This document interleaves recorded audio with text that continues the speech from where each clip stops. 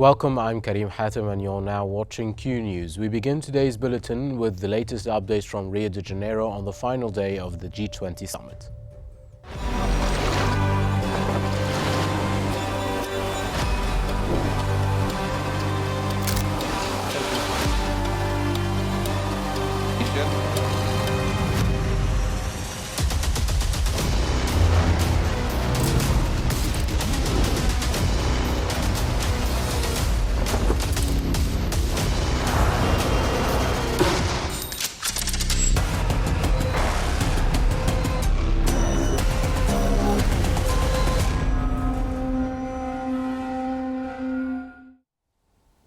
In his closing remarks at the G20 summit, Brazilian President Lula da Silva stressed the need for increased collaboration to tackle global challenges. He formally handed over the G20 presidency to South African President Ramaphosa, highlighting Latin America-Africa ties. Lula further urged G20 leaders to raise their greenhouse gas emission reduction targets and stressed that next year's COP30 talks in Brazil's Amazon region will be the last chance to prevent irreversible climate change.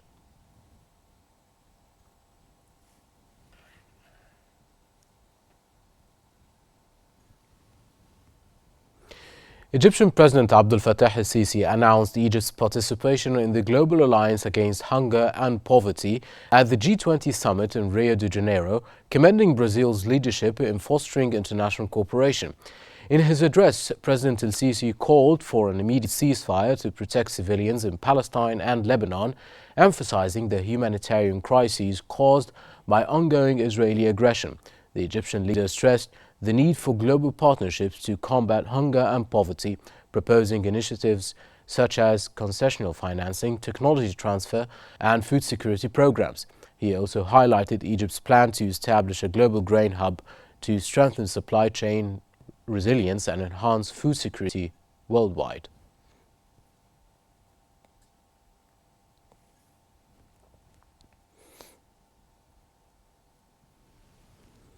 The G20 summit in Brazil has entered its second day, spotlighting innovative funding strategies to combat climate change and global inequality, while amplifying the voices of the Global South in global governance.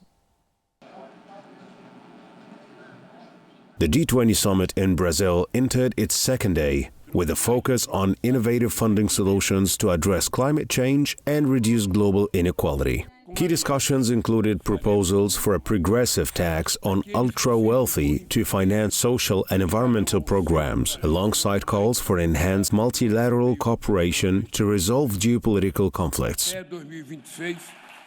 Brazil has presented the summit as a platform for amplifying the voices of the Global South, championing equitable decision-making in global governance. The interconnected nature of poverty and climate vulnerability has been a central theme, with world leaders urging governments and private sectors to collaborate on comprehensive solutions.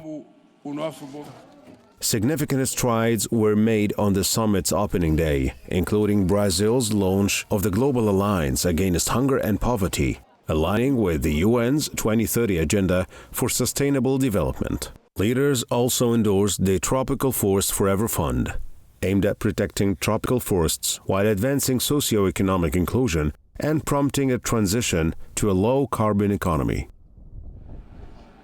Efforts to reform multilateral governance structures have also taken center stage. Brazil has proposed a conference to review the UN Charter, seeking to enhance the representation of emerging economies in global decision-making processes. Under the leadership of President Luiz Inácio Lula da Silva, the summit has emphasized reducing inequality, fostering social inclusion, and addressing disparities in global governance. With bold proposals and a transformative agenda, the G20 aims to tackle urgent global challenges while shaping policies for a more equitable and sustainable future. We go now to our newsroom with Hani Saif. Over to you, Hani. Thank you, Karim. And for further analysis of the second and final day of the G20 summit, we're joined from Sao Paulo by the political writer and researcher and the director of the Latin Arab Research Center, Ali Farhat. Mr. Farhat, welcome to Q News. Now, Can you tell us what were the key messages conveyed at the G20 leaders' statement at the conclusion of the summit?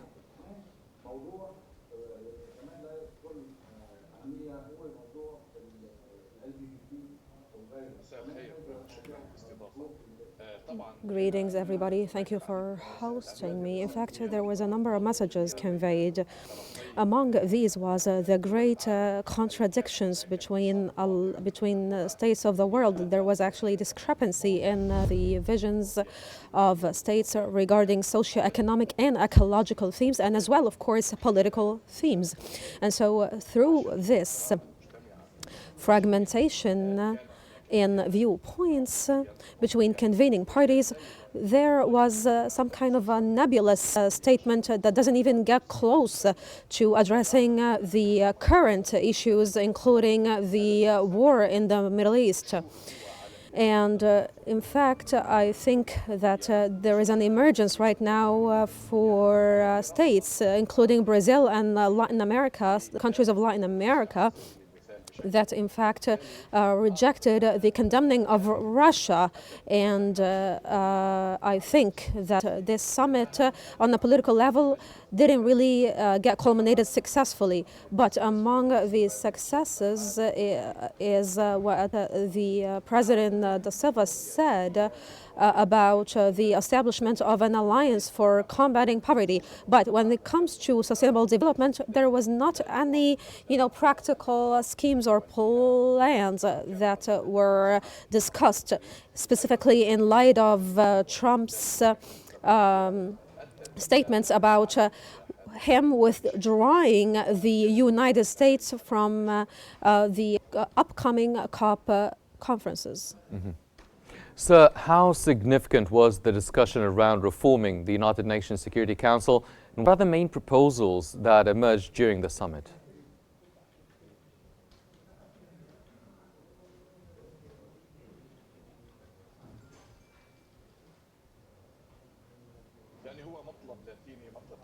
It is actually a Brazilian and Latin request for Latin countries that host around 700,000 individuals to actually be represented in the Security Council.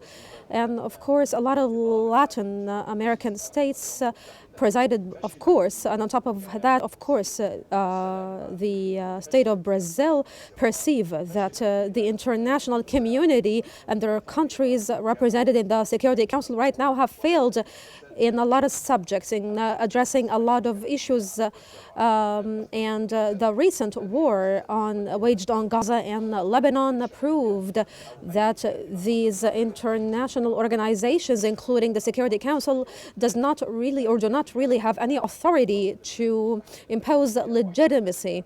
And right now, these states of Latin America and a lot of other states in the world, in fact, perceive that it is the policies of the United Nations and the United States and the West in general that they stand behind all the conflicts that are surging right now in a lot of states, in a lot of regions in the world. And for that matter, a lot of Latin American states expressed their demand for the Security Council membership to be expanded in order for these countries and Arab countries to take part in the Security Council and be represented there.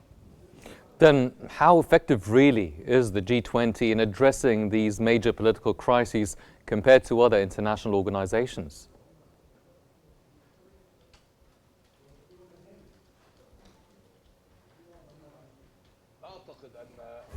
I believe that their impact is quite limited, same as the impact of the Security Council resolutions and the United Nations in general and its different decisions and resolutions. Because, the G20, all of its decisions are just like directives and recommendations. They are not binding for the member states at all. And, right now we are witnessing a lot of changes in the world, and right now we have the United States administration that adopts a lot of agreements that are being operationalized right now. But what I can say is that there was just a little number of successes, I would say, in the final session of the G20. But Mr. Da Silva talked about around $2 trillion and $2,004,000,000. That is the total cost of the wars that are ongoing right now. And right now we can see that a lot of states of the world right now are objecting to international organizations and the United States and its policies and the West policies. And so there was a lot of fragmentation actually expressed in these sessions. Mr. Farhat, now concerning the geopolitical tensions that were evident at the summit, as you've mentioned, how are they managed, or the dynamics around it, how are they reflected within the discussions?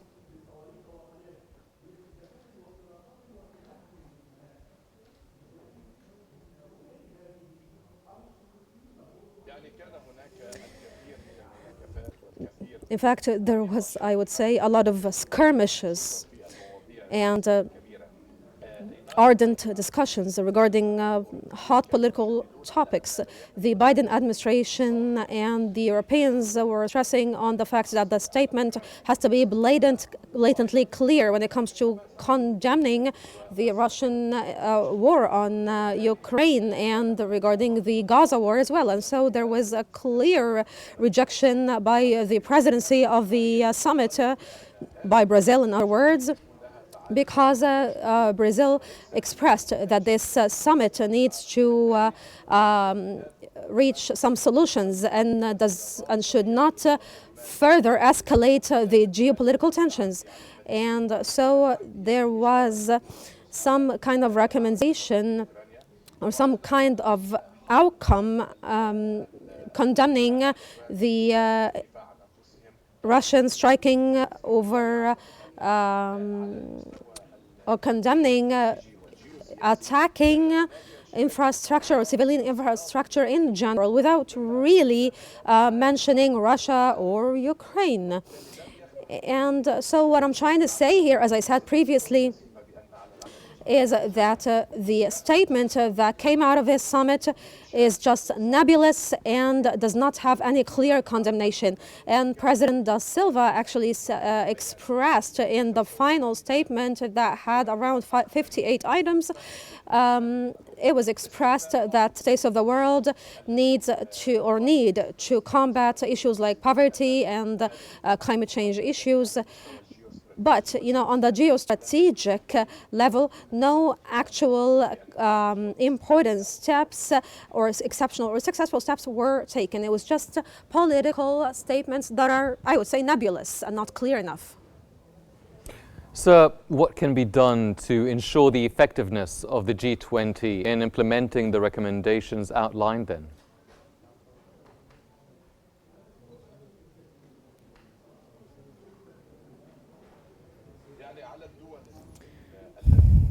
In fact, states of the world that expressed these recommendations need to operationalize more pressures in order to force some major countries of the world to abide by these recommendations. Like, for instance, there is a huge ecological issue in Brazil, specifically in the Arizona jungles, and this jungle is considered the lung of the world.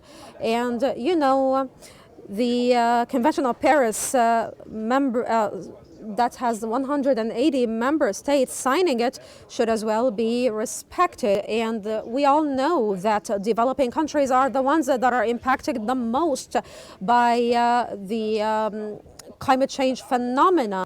And, right now, these countries and all developing nations want to, or are more than ready to get into new coalitions in order to combat hunger and destitution and poverty. And right now, we have starvation taking place in Gaza because the Gaza population are being sieged and have been sieged for many, many years. The international community right now has some voices that condemn the dichotomous Western policies, because a lot of budgets, and according to the Silva, a lot of these states' public budgets have significant appropriations being poured into their military operations. Of course, developing nations right now, we are seeing, are more than ready to get into a coalition in order to fight back these dichotomous preferential policies operationalized by states of the world like the States and the West and all major states. That was the political writer and researcher and the director of the Latin Arab Research Center, Mr. Ali Farhad. Thank you very much, sir, for joining us. And Kareem, back to you. Thank you very much, Henny. And now we move to the latest developments in Lebanon.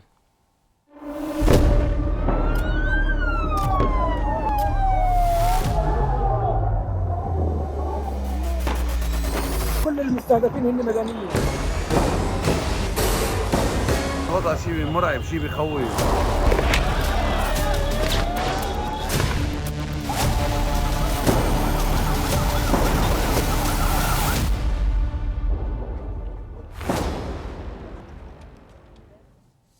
U.S. envoy Amos Hochstein has expressed hope after his talks with Lebanon's parliament speaker Nabih Berri. Hochstein said that his visit aims to facilitate a decision, stressing that it's ultimately up to the warring parties to reach a conclusion to this conflict. However, he noted progress in bridging gaps between Lebanon and Israel on resolving the conflict.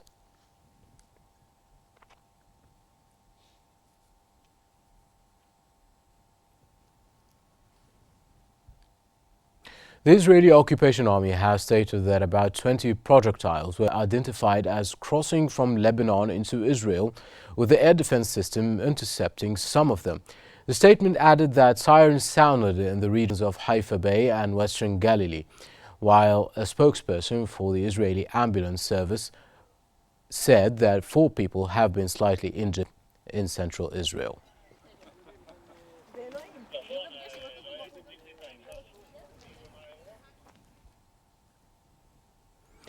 Lebanese media reported that Israeli Occupation Army have conducted a series of raids on Al-Hosh area in Tyre and the outskirts of Burj al-Shamali in less than half an hour. Smoke also billowed over buildings in the southern Lebanese village of Khayam, accompanied by the sound of explosions heard from Marja'iyun near the border with Israel.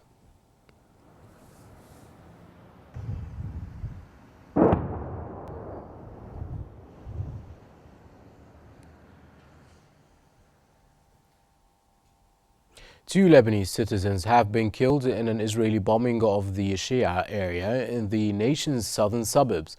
The occupation warplanes and artillery have targeted several towns in southern Lebanon, leaving widespread destruction of buildings and infrastructure.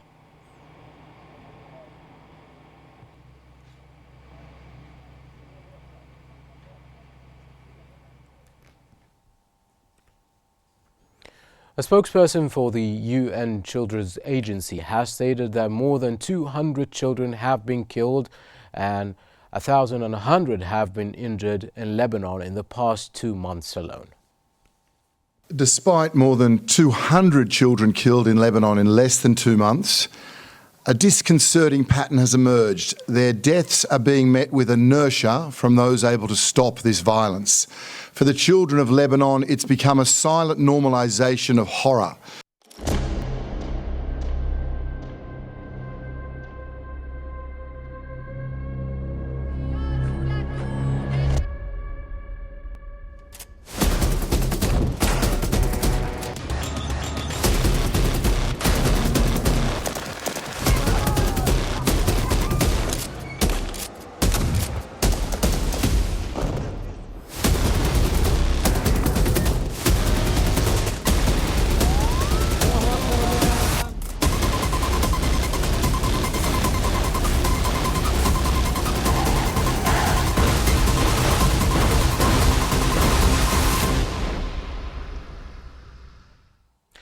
Now in Gaza, at least 4 Palestinians have been killed and several others were injured after Israeli shelling of Al Bureij and Nusayrat refugee camps in the Strip. Palestinian media says that Israeli warplanes targeted a residential area in Al Bureij camp, killing 3 civilians. A house in Nusayrat camp was also bombed, resulting in at least 1 death and several injuries, while others remain trapped under the rubble.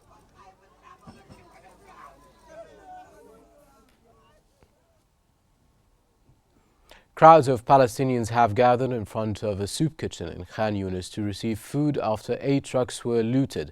In one of the worst aid losses seen in 13 months of war, 100 trucks carrying food for Palestinians were violently looted by Israel on November 16th after entering Gaza.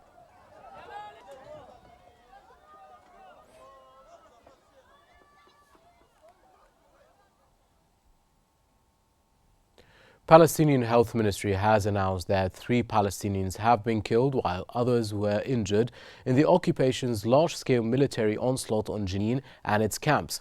Since last night, a large number of military vehicles searched and raided a number of civilian homes, causing widespread destruction. Palestinian media added that the Israeli bulldozers began to demolish a number of major roads, which resulted in the Jenin Education Directorate announcing that today's school will be held electronically.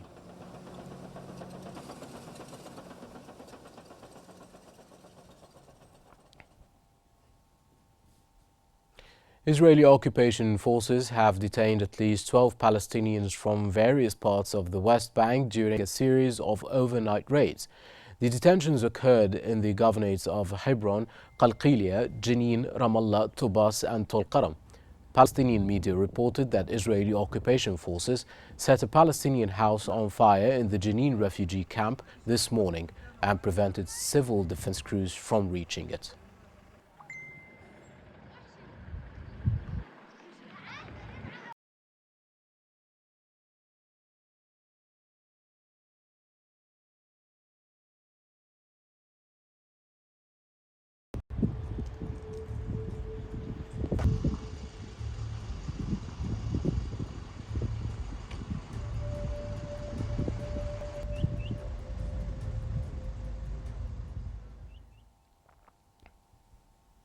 Palestinian media reports that Israeli occupation forces have targeted several areas in Gaza, killing and injuring several people.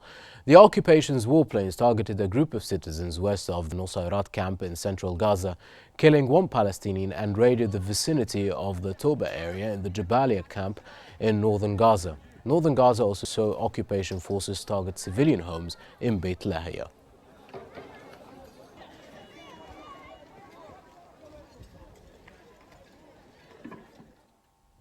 Gaza health authorities have reported that Palestinian death toll from the Israeli onslaught since October 7th has risen to almost 44,000, with more than 104,000 individuals injured. The statement also reported that Israeli occupation forces committed 3 massacres against families in the Gaza Strip over the last 24 hours, killing at least 50 Palestinians and injuring 110 others.